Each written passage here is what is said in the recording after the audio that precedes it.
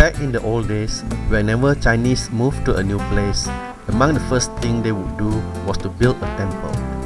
Various temples were built and dedicated to different deities. In this video, let us learn more about the practices and beliefs of one temple in Kuching. This is the Hon San Si Temple and is dedicated to a Hokkien child deity Kong Tek Chung Ong. Morning everybody, welcome to episode 2 of my adventure. This is the Taoist temple in Kuching, Sarawak, Malaysian, Borneo. Now, you can easily recognize a Taoist temple by the many colors it has. It's different from the Buddhist temple, whereas a Buddhist temple has got gold or brown color. A Taoist temple generally will have a lot of colors, but basically there are five colors that represents the 5 elements of the Tao philosophy.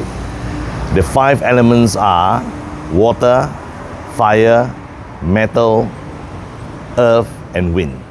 In the Tao temple, this is the brass shrine. In the principle of 3, we have 3 joysticks against the 3 legs of the shrine. It's a principle that about 3,000 years ago, Tao followers, or Chinese generally, believed that there is only the sun, the moon, and the earth. So therefore, we have the concept of 3, right? Example is the Chinese name, especially those old names. We have the surname, we have the middle name, and we have the personal name. The surname is the clan name, which is 300 over, at least 300 over, according to the different clans of the Chinese family tree. And then we have the middle name where we can trace our closest cousins, brothers, sisters, but today of course the name changed a lot now. Right? And then you have the own personal name. The 3 joysticks over here, it means that you are praying to the heavenly, you're praying to the deities, you're praying to your own family. Now, there is a dragon on both sides, the image of the dragon on both sides. If you have 1 dragon, it's not a very good sign. You have 2 dragons, they can play about with a fireball in the middle. So they wouldn't go around and disturb people. Just as the same as you can see the dragon on top there. There are 2, but framing a fireball so they can play with the fireball instead of disturbing the populace on earth. Inside also the same. If you see any shrine, it will be 3 legs as well. Most, if not all, Taoist temples will have 2 lion or lioness, a couple, guarding the entrance of the Tao temple. Now you can see that they almost look similar, but there is 1 male and 1 female. You just look at this one here. How do you recognize it's a female? Because it's got a calf under its poles in the front here. So that's a female. And then there is the bow against the calf, against the pole of the male lion. Okay? And that one is definitely a male. Okay? Now, the meaning is the yin-yang. So the concept of yin-yang. So we have a female and we have a male. Just like inside, you see the dragon and you see the phoenix. Dragon used to depict their male genders of any beings on earth. And there is the phoenix that represents the feminine, the female. Chinese has a lot of festivals, especially Tao followers. Besides the birthday, besides the Enlightenment Day of the deities, and besides Chinese New Year, and so on and so forth, there are 2 main days that is depicting or referring or paying homage to the deceased. One of them is the Chenbeng, which is the All Souls Day, which is around April, and then August we have the Festival of the Goat. So these 2 days, right, especially, or any other days, respective Tao family followers would like to burn paper money where they can arrive in the afterworld. They will burn silver one, looks like this, and then there is a gold color one. There's no limit about how much they can burn. Some of them will have wrapped it up that looks like the shape of the Tael, T-A-E-L, the old Chinese money. When they burn it, they believe that it will arrive in the other world. And how do they know that they receive already? How do they know the food has been eaten already? They will toss the moon blocks, where it's up, one up and one down. That means that they already received. So that is actually the traffic light of a Tao worshipping sequence. The roof of the Tao temple is very unique. If you notice very carefully the edges there, green in color, you get one down like this and one up like this. That depicts is yin-yang. And all the animal signs up there, this particular temple has got a couple of dragons, right? So mentioned earlier, there's a couple of dragons, means that they have got a fireball in the middle where they can play with. But not only fireball over here in the middle, they also got a couple of dragons here with the goat. Goat here doesn't mean that it's usually used for containing water. Water to the Chinese means sui. That means that it's prosperity. That's what they mean. And all the other images up there depicts the fairy tales or the legendary stories about Taoism. That's what they mean. And if you look further in there, you see that there are lanterns. The red lantern is for festivals, definitely. But the white lantern is actually marking a new pace of life. When somebody died, when there's a disease, it's white lantern. That means that it's only the starting of the afterlife. But with a red lantern, right, it's a new life. That's what it means. In most Tao temples, if not all, there are 3 entrances. As commoner, we enter from the left entrance and we will come out also from the left entrance. The right entrance is for the Tao or the Taoist VIPs. The deities, when they have their birthday or when they have the Enlightenment Day, they will have the main entrance, which is in the middle. Now you notice that as you enter, there is a lot of thresholds like this, which is very uneven. On one section, usually it is a positive sign if you have the thresholds in numbers, odd numbers. For example, 9 thresholds, or you have 7 thresholds, or you have 11 thresholds. That means that this is a good sign. It is the same principle as having the roof not straight or not level but curved. This is a customary belief by the Tao followers that the zombies will be unable to enter or unable to roam around when the roof is curved or the thresholds have got a lot unevenly constructed inside. So that's the meaning of thresholds. When we are passing by the Tao temple, it's always been perceived that it is a religious place. Not necessary. Philosophically, it is also very interesting because it is very colorful and there is a big philosophy behind this Tao or way of life. In the Tao temple, which is actually a philosophy started by Lao Tzu 2,500 years to 3,000 years ago, it started because Lao Tzu have seen the sufferings along the road that he traveled on. And he also see, right, the rich get too rich, the poor get too poor, and the rich enjoy their way of life, and the poor were suffering. So he finds that a serious restitution needs to be done. So he started to find out a philosophy that makes life a bit more restituted. So that is what Taoism is all about. Then this particular temple is very important for Taoist followers to come to pray for a very peaceful home or peaceful family. They come here to pray, number 1, for filial piety. They come here to pray for togetherness. They come here to pray for peace and very united family. So that's, I think, the important part of the Tao worshippers, because every Taoist temple, they have got different deities, they got different background and different happenings in their life that portrays whatever worshippers will like to wish for when they come to pray in their temple. This is the tael, the first money created by the Chinese back in China, and it's spelled as T-A-E-L. Okay. So when the Tao worshippers come to the temple, and after they have done all the sequence already, then they will worship. They will wrap this particular paper money for the afterlife, to shape it like the ta'el, right? Then they will burn it inside the urns outside there. They believe will reach the other world. Now when they come to the Taoist temple to worship, the significance is they will worship the deities, then after that to the heavenly, and then after that to their own family members. They will have 3 joysticks. That's the meaning of it. And these 3 joysticks eventually is put on the shrine inside here, outside here, and they will have 3 legs.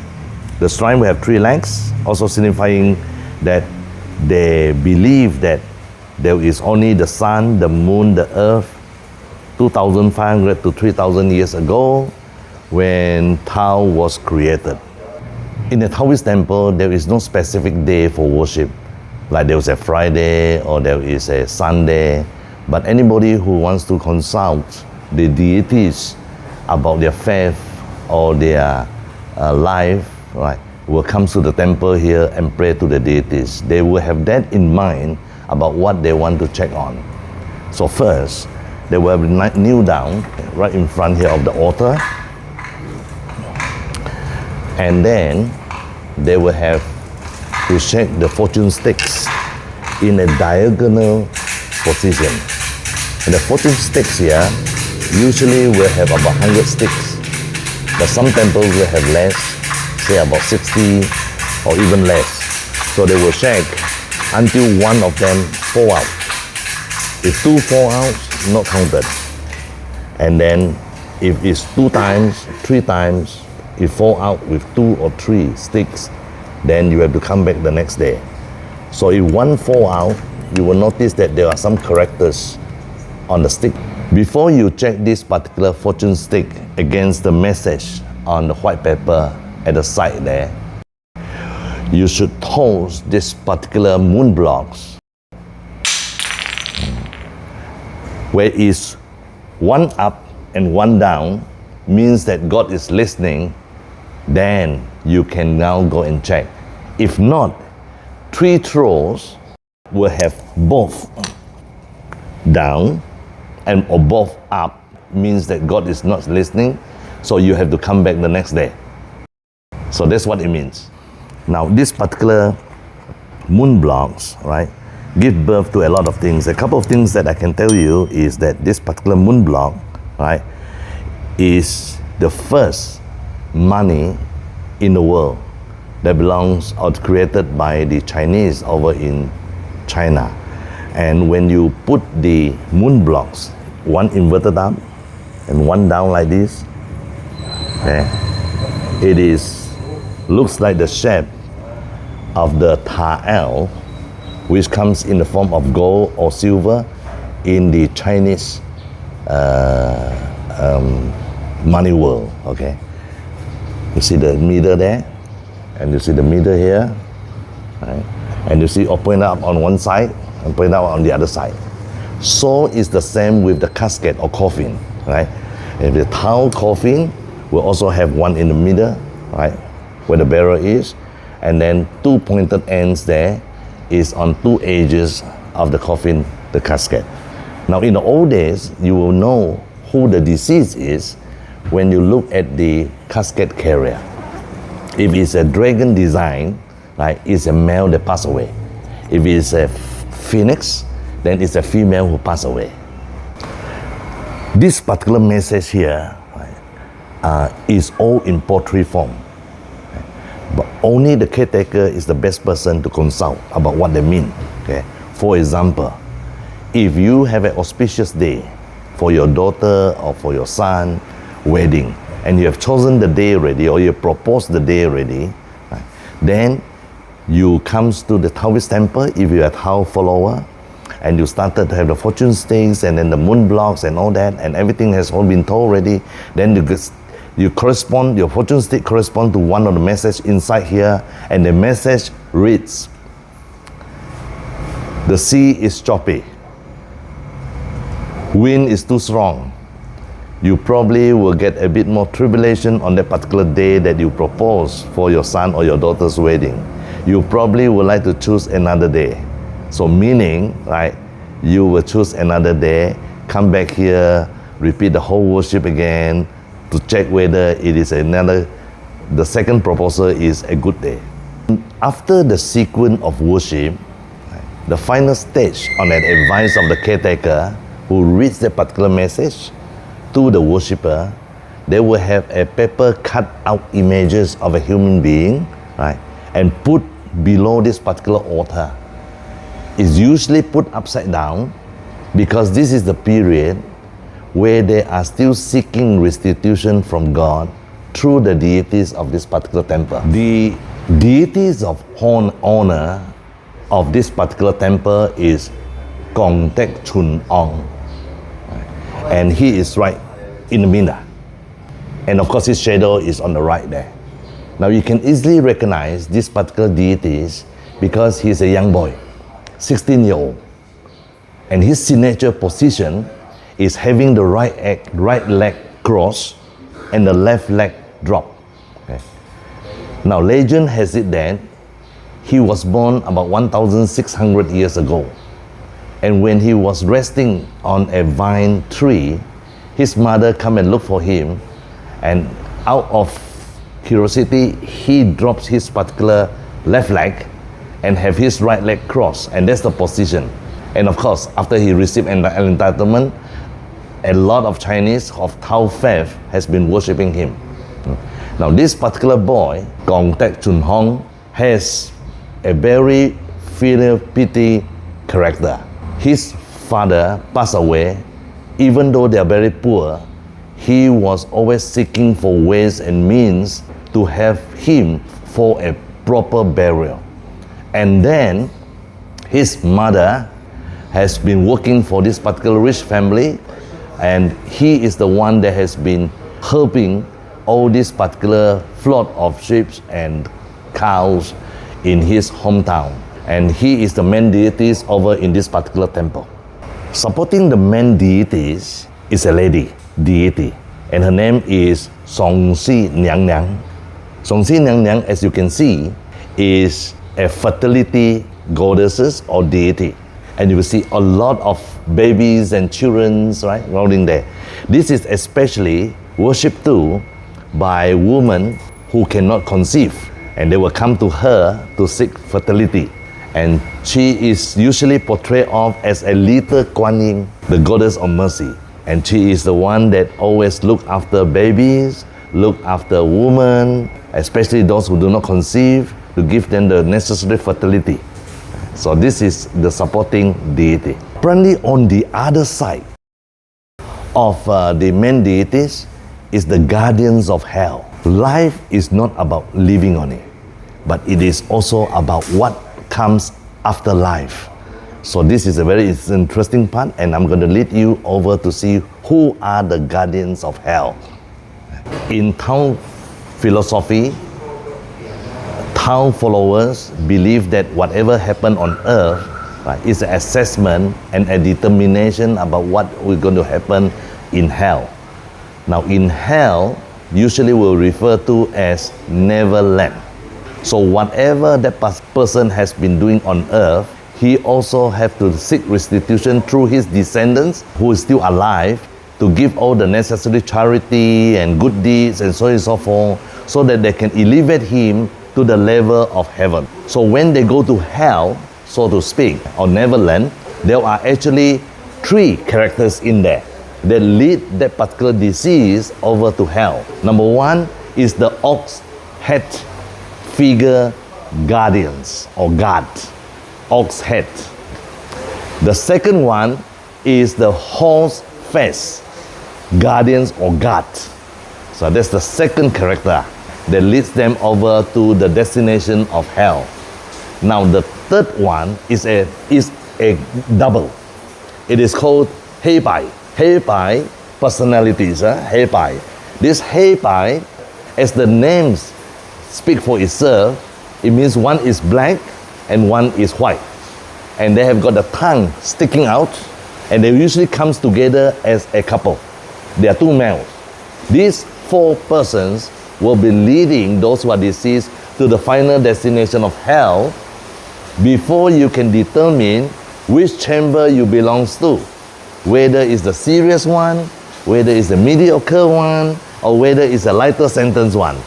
Now what happened, just like what we have said over to the fortune sticks, to the moon blocks and so on and so forth, determined by the paper on the side there, okay, or the message on the side of the wall here, then you will know what charity you have to offer in order to seek restitution, so that their life over in hell or in Neverland will becomes a bit more lighter, so that they can be elevated over time to the heavenly realms of God. Besides the main deities, Kong Tek Chun Hong, and the fertility deities and the gods of hell, there are also deities in this particular temple as well. As you can see here on the entrance, they are guarding the entrance of the Tao temple. Some of them are holding the sword like this, and you see the sword there, yeah, but not all of them, right, has got the sword, but apparently one of them has got the musical instrument. But this is also a fighting tool. How does he do it? He will play a very thunderous music to dampen the ears or the hearing of the violators or the enemies, so that they will be defeated. So this is how they do it. And you see the weapons on the side there, these are iconic weapons, right, in all sort of denominations or all sort of varieties, that you can see that they use it to fight the evils and protect the humble. So this is what has been in the history of the Tao philosophy or the Tao religion, so to speak. The main deities, Kong Tek Chun Hong, as I've said earlier, was a 16-year-old boy. When he was believed to have been sighted by James Brooke, passing this particular small road here, he was seen playing with turtles in a water pond. And that particular pond was actually the place where the water fountain is, the small water fountain is. Earlier than that, it was a hydrant that James Brooke have instructed his government to build for this particular boy to play with. Now, that particular boy was also sighted as on the roof of Yu High Street when the fire on 130 units of shop houses in 1884, and he was thought to have been seen by local residents over here as directing the direction of the wind, right, to blow away from the rest of the shop houses, saving the rest except only 130 units of it. Now, that particular man deities, Kong Tek Chun Hong, was very fond also of playing with his pets, turtles. And this particular temple will have a lot of turtles. And in fact, when we are standing right under the ceiling next to the main altar, you will see we are actually inside the turtle shell. And turtle means longevity. And it's a very important factor of the Tao philosophy. In Sarawak, most of the Taoist temples have got an opera house, either near it, opposite it, or next to it. So the opera house has got three aspects as far as the opera house purposes are concerned. Number one, it acts as an entertainment during that time, talking about 1800s, when the Chinese first arrived. Number two, the content of the opera shows it is against the evil for the humble. So that's the opera house. And also opera house act as a refuge for the new immigrants when they arrive from China. So that's the first place that they seek refuge in. And over time, they will get help from the mentors or from those who have arrived earlier as far as work is concerned, employment, and probably venture over the business is concerned. So this is how opera house serves its purpose. Until now, opera house is still very much used. At least about 2 or 3 times a year, we got a big opera shows In these particular instances, it is a Hokkien opera. And then the one quite near it is also a Hokkien one. And we got others like Teochew opera, Hainan opera, and so on and so forth. Not only has the temple continued to play its role in the Chinese community, it has also become a tourist attraction and a popular place for photography. Thank you for watching this video. 香，这个香还熬了，你看。